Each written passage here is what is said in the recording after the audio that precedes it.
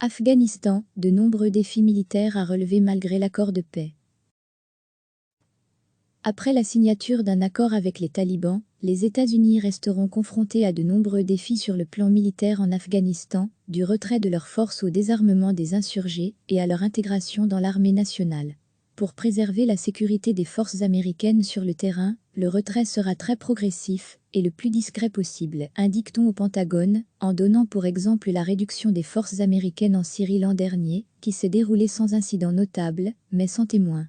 L'accord avec les talibans, qui doit être signé samedi à Doha, laisse entrevoir une fin à la guerre en Afghanistan, lancée le 7 octobre 2001 en réponse aux attentats du 11 septembre. Elle est la plus longue que les États-Unis aient jamais menée. Cet accord prévoit que les États-Unis s'engagent à retirer d'ici la fin de l'été une partie de leurs 12 000 à 13 000 militaires actuellement déployés en Afghanistan pour n'en garder initialement que 8 600, tout retrait supplémentaire étant lié à des progrès politiques inter-afghans.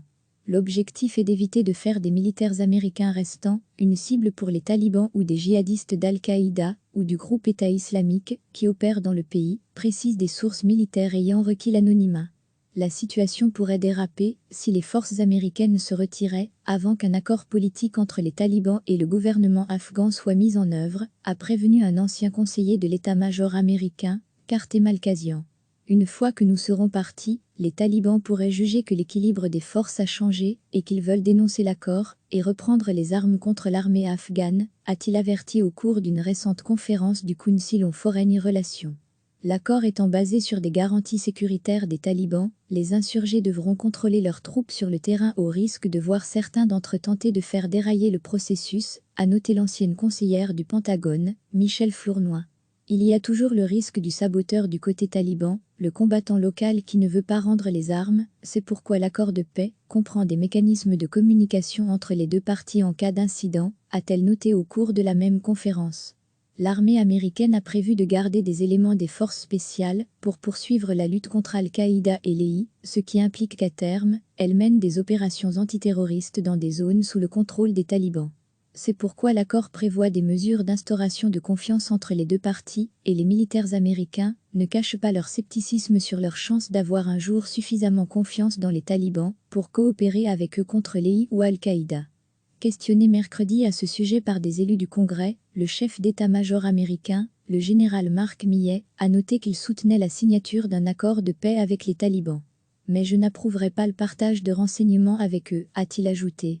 Le plus grand défi sera de réintégrer les talibans dans la société afghane après près de 20 ans de guerre, nombre d'entre eux n'ayant connu que le métier des armes, explique à l'AFD James Dobbin, ancien conseiller de George W. Bush et de Barack Obama pour l'Afghanistan. Un accord de paix durable va nécessiter qu'ils partagent le pouvoir, ça veut dire qu'ils vont devoir intégrer les talibans au sein de l'armée afghane, ajoute-t-il. Ce ne sont pas des choses faciles. Dans un rapport publié fin 2019, l'inspecteur général pour la reconstruction de l'Afghanistan, SIGAR, John Sopko, soulignait que la réintégration, lorsque les combattants doivent revenir à la vie civile, se faire accepter par leur communauté et trouver une source de revenus stable, est un processus long et complexe. Les États-Unis devront donc être prêts à investir massivement dans un programme de reconstruction du pays, sans quoi les quelques 60 000 talibans actuellement lourdement armés seraient déçus de ne pas toucher les dividendes de la paix et pourraient replonger dans la violence, a ajouté M. Sopko. Il y a encore tant à négocier que je pense que c'est un processus qui prendra plusieurs années, conclut James Dobbin. L'accord avec les États-Unis est un début encourageant, dit-il. Recevez chaque matin l'essentiel de l'actualité. Cliquez sur s'abonner pour recevoir les dernières nouvelles.